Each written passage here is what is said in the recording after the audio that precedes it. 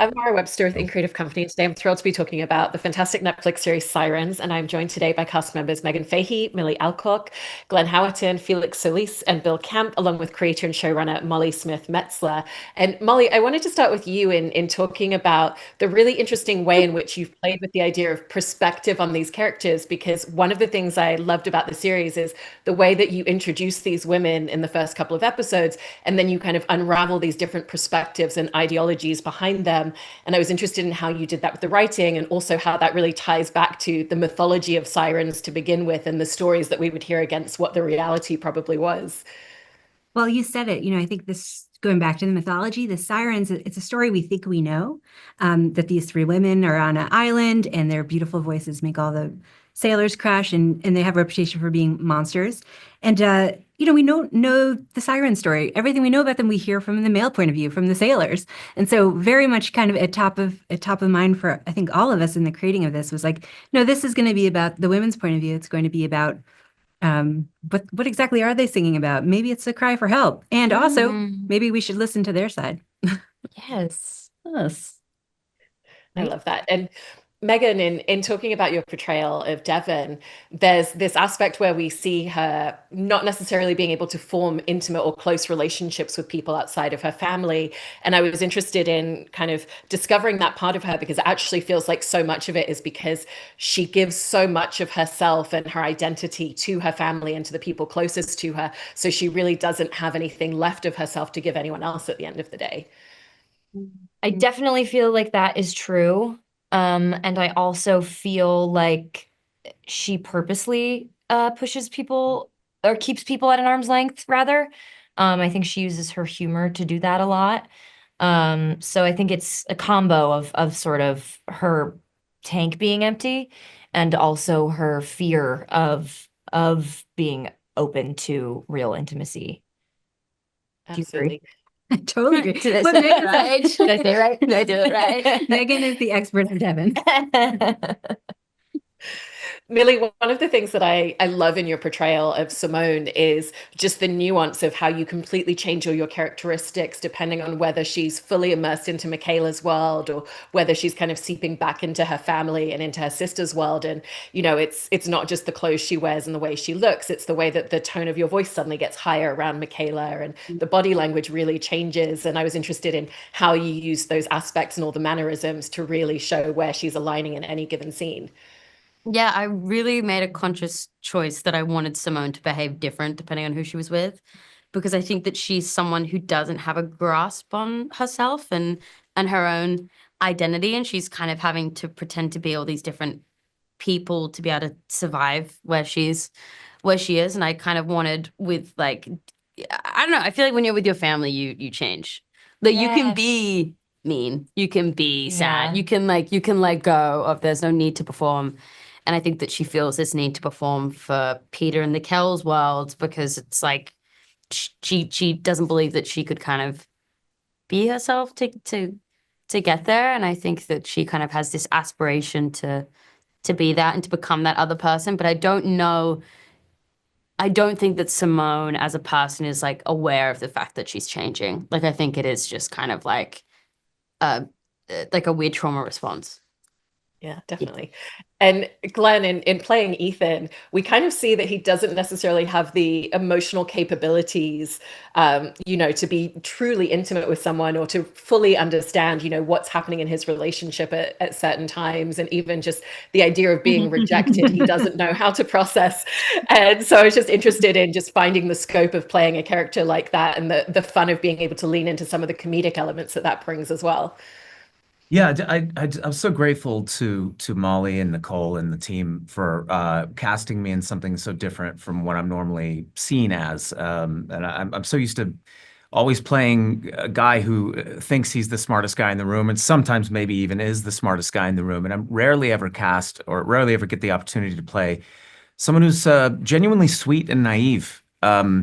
And even though this is a man who has like a lot of wealth, it was all inherited. So his life experience is so incredibly limited, which you don't normally associate with someone who has that kind of wealth. You sort of think that, oh, this guy, he knows how the world works. That's why he drives an Aston Martin and has a ducky blazer. Because he's got it all figured out. And the thing is I think Ethan thinks he does have it all figured out, and he has a very, very specific idea of what he's looking for. And I mean, he even says it. It's like, once I pictured the white picket fence and the chocolate lab, I knew you were the one. And it's like, wait, what? Like, she fit in with the image of the family portrait that I'd always had in my mind, and so instead of me actually paying attention to the person who was in front of me and what she was saying and what her needs actually are, I was trying to figure out if she fits into that picture or not. Definitely.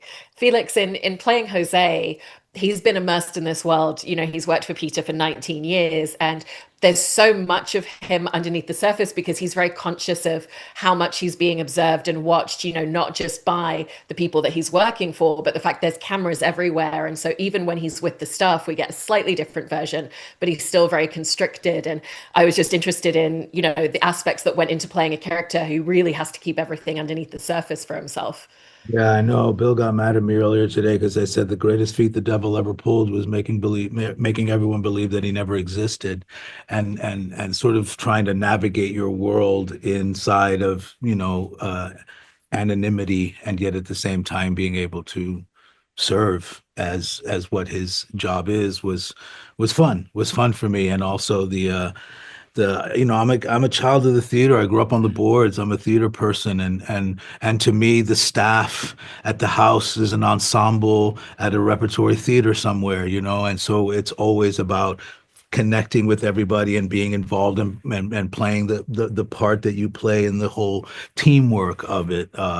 And it is, you got to keep your eyes open. You keep your eyes open, you keep your ears open, you walk with your heart nice and big, and you're going to experience that kind of different element and different interaction with the different characters that you come across, But yeah, no, I think we're children of the theater, and we have a playwright that we're doing, right? So I was just telling the story earlier. I was on the plane on the way here, and I was watching this movie called Anna LaCosta, right? It's this old movie, Eartha Kitt, Sammy Davis Jr., and it's a beautiful story, and it's great. It's black and white, and it's just this great story. And I'm watching, I'm like, what is it about this film that is keeping me engaged? It's keeping me going. It's a black and white. It's old school. It's Sammy Davis, Eartha Kitt, like old traditional classical movie. And I'm like, oh, I get it. It's the story. It's what I'm watching as a story being told that's keeping me engaged. And I thought, oh, wow, this is the closest thing to being in a theater and watching a play.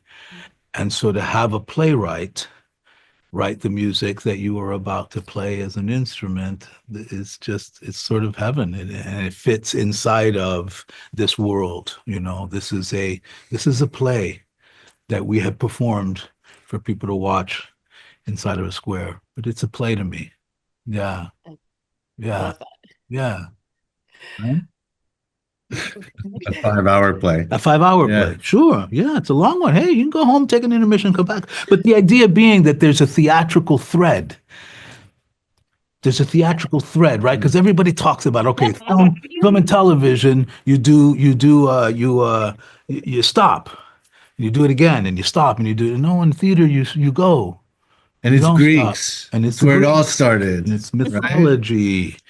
And the chorus. And yeah, I was humbly grateful to have been chosen to do this project because of the fact that I was able to do a play. I did a play. I did. What'd you do? A 5-part series. A play. Nice. Hell yeah.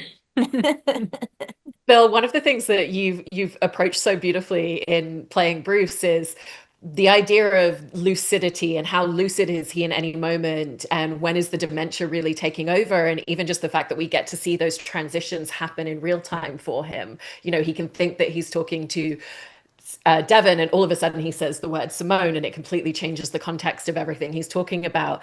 And I was just interested in how you kind of would approach every scene and really looking at the idea of how lucid is he or not at any given moment. I would look at every scene and find where was I lucid and where was I not. And sometimes I was wrong. And sometimes those moments were in different places that I had anticipated or tried to sort of plot, and yet I had Molly there. And I had Q there, and I had Lila there, and I had Nikki there. And I had also this amazing cast. And, you know, just to sort of supplement what Felix just said, it is ensemble. And this is a beautiful example of an ensemble working together. And so, if I'm listening as a performer or as an actor and I'm in it, right, and I'm not ahead of it or behind it, then that moment of he takes the exit, so to speak, and he's not lucid anymore, or he's taking the exit and he's more lucid than he was, and all of those moments then sort of reveal themselves basically. So I had to trust a lot, which is also a big part of being in an ensemble, is trusting and not knowing. Like Millie had said, her character, it's like I have to build, not know. I have to discover that because I have that opportunity, and that's really what happened. Those moments got revealed to me, but also they were there inherently in Molly's brilliant writing. You know, it was like, oh, okay, this is where we go. And then I have to plot how that transition happens because everything is in transitions. It's not about the moment. It's actually what happens in between the moments, which is really, really important because otherwise you have, just have a series of moments, right? That's great. And Meghann and Millie, in talking about your sisters' relationships, they kind of start off this story and having their two individual versions of the trauma that comes from their past and within their family. And it kind of feels like by the end, they understand the other one's trauma a little bit more. I think, more so after that fight they have where they're almost having a trauma off of like who had it worse. And I was interested in, for both of you, how they kind of come together a little bit more towards the end in having more of a shared version of this rather than their individual journeys and paths feeling very separate. Yeah, I mean, I think I like to imagine that those conversations deepen their love for each other by way of just having a more, sympathetic understanding of the other's kind of experience and what it cost the other sister. Because I think at the beginning they're both approaching it just from where they've individually come from. Yeah. And neither of them really feels seen in that space by anyone, and especially not each other. So I think that even though in the end it's like, kind of so sad to see them break apart again. I think that when they do that, it's with a lot more knowledge than they came in with. And so I think there's something really beautiful about that truth. Yeah. They've there's a difference between losing someone and letting someone go. Yeah.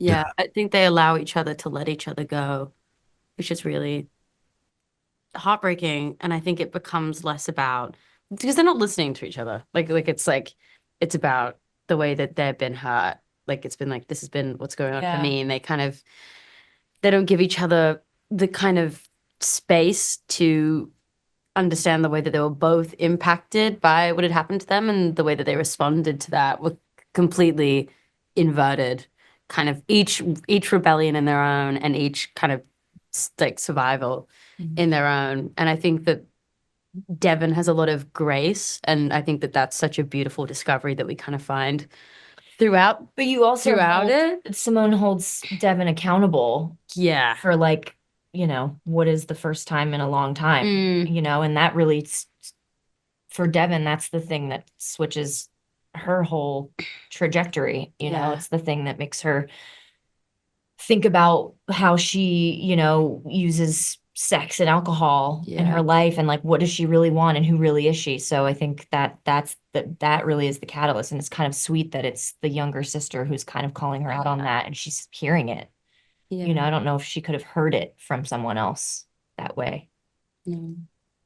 Molly, I also wanted to ask you about writing the language and the dialogue for these two sisters so specifically because they come from the same world, but at the same time, Simone has become so immersed in Michaela's world that there's this parroting of her phrases and her language. And I was really curious about just finding the very specific differences in their language and their dialogue as characters.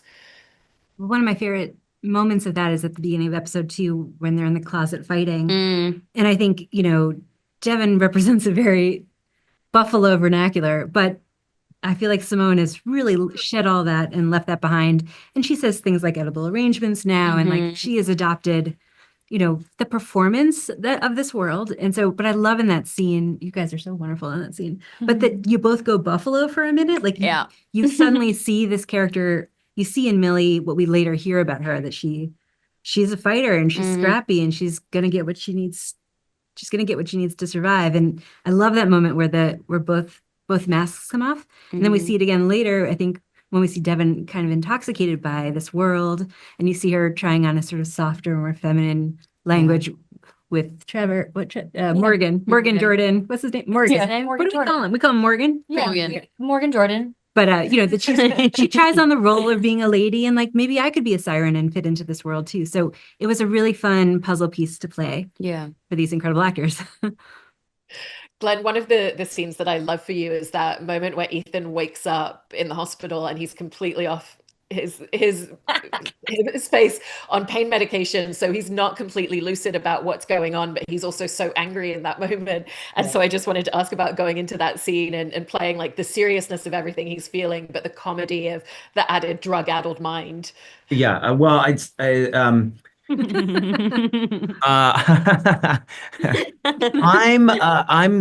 tired and sleepy all the time, so I really just showed up in my natural state, which is just very tired and sleepy. And no, I don't know. There's something very fun about playing that, and I'm not exactly sure. What goes into it. I mean, I'd say I'm in some ways like drawing from my own experience when you're on something, never mind. I've never done drugs, so I don't know exactly what got me there, but yeah, no, the playing that switch between being sort of like happily high on, pain medication to recognizing that this is the woman who pushed me off a cliff, or at least in my mind, pushed me off a cliff. That was, playing that switch was a lot of fun. Yeah. And Felix, there's a great scene where your character thinks that Simone is going to be fired, and he just immediately breaks into celebration. He's pouring the liquor. He's got his playlist ready to go. And it kind of gives us a glimpse of who he can be in certain moments outside of the workplace, away from this world. And so I wanted to ask about just getting to really discover that other side of him in a moment like that. First time in my 27-year career that I was able and allowed and asked to dance in front of camera. So that was special for me because I like to dance. The man loves to dance. But I've never been asked to dance in front of a camera. He just wants to dance. And I just with somebody. Yeah, you want to dance with somebody. You want to feel the heat. Yeah. With somebody. Yeah. And so that was a lot of fun.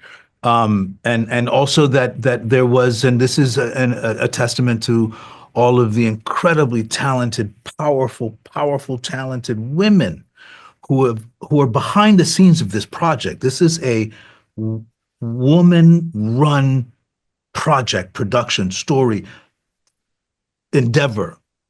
That inside of that was, all right, try something different. All right, let's do this, let's do that, let's do this, and explore, and let's try this. And I mean, there was a take where I was literally dancing on the counter of the kitchen, right? And just sort of letting that go. And so for me, that's a testament to what this project is about as well, which was just this openness to try a bunch of stuff like that. So that was kind of cool. There was a different song that we were hoping to use for that scene that we weren't allowed to use, but that's okay. It happens. But it had to do with fighting authority and being and standing up to this. Is that not what that Miami Sound Machine song is about? Kind of, maybe, but that was part of it for me, and also being able to do that because again, you have a moment where you're like, you're serious, and then you're kind, and then you're gentle, and now you're, I'm going to use the term loosely, goofy, like you're just, and that's all just, come on, man, I could be laying bricks down somewhere on the highway, and I'm not, right? So I dig it. I dig it. I had a lot of fun, Worse. or worse. But I had a lot of fun doing that. I had a lot of fun doing that. And my scene partner too, who unfortunately struggled with something while we were working through this project, but she just lifted me too. She just completely lifted me, and allowed, it was trust again, ensemble work. When you trust and you're okay with who you are, and the other person, you can see in their eyes that they're going to be okay with whatever you do, then you can do whatever you need to do, and it's not going to be personal, it's not going to be offensive, it's going to be collaborative and storytelling. So I dug it. Yeah. And Bill, with Bruce, there's these moments where he talks about that ultimately what he wants to remember at the end is his time and his memories of his daughters. And there's a conversation that he has with Devon where he's telling her, you don't have to take care of me. I can take care of myself, and you should go on this trip and have your life. But then it kind of snaps back to what you were describing before, where all of a sudden he calls her Simone, and he can't remember what they were talking about, but he knows the essence of it was something important. And so I wanted to ask about filming a scene like that, because there's so many layers to it in that moment. It's it's the best, is all I can say. It's the best to have that amount of sort of stuff to reach for and try and access. I mean, what better task as an actor than to have to sort of play consistently, honestly, that what you just described and what happened between Meghann and me. And I can't describe it like, oh, this is how I did it formulaically or anything, because that was something that happened between us. But yeah, it's heartbreaking. It was painful. It was, I had to think of some stuff and access some stuff that is part of my own life, and also, with Meghann there, it makes it very easy to actually to go to a really vulnerable and scary place in terms of I trust her implicitly as a partner. So, and that's big, because we're playing, we're playing, we're pretending, but not. But it's kind of like, but really honest play, like children play, is is honest, but they're also playing. They're so committed, and so that's really what we're doing. And you can only do it when you trust your partner. So I don't want to play with you if I don't trust you. Do you know what I mean? And so it was that, but it was a beautiful afternoon. Well, that was a two-way street too, by the way. We had good playtime. That scene was a killer. Safe playtime. Yeah, it was really something beautiful to witness all of the moments that Bill carved out for Bruce. It was heartbreaking and honest, and just, the combination of both of those things was like enough to take all of us out on a daily basis. Yeah, It was extraordinary to see him Yeah.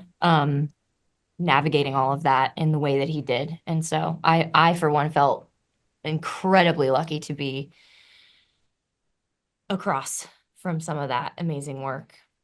And we all had the path that Molly laid for us, Yeah. That's where it all starts.